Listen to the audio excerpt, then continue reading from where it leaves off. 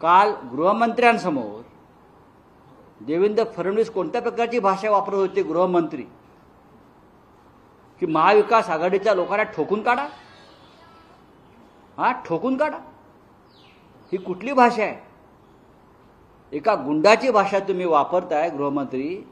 या राज्यात कायदा सुव्यवस्था पूर्णपणे ढासळलेली आहे. रस्त्यावरती गुंडगिरी सुरू आहे, चोऱ्या माऱ्या सुरू आहेत, महिलांवर अत्याचार सुरू आहे. आणि आपण म्हणताय महाविकास म्हणजे इतका पराभव तुमचा आरपार गेलाय. देवेंद्र फडणवीसांचा विधानसभेत पराभव झाल्याशिवाय राहणार नाही.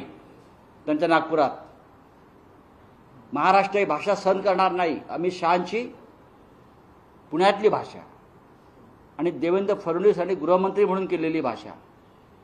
महाविकास आघाडीच्या लोकांना ठोकून काढा म्हणजे काय?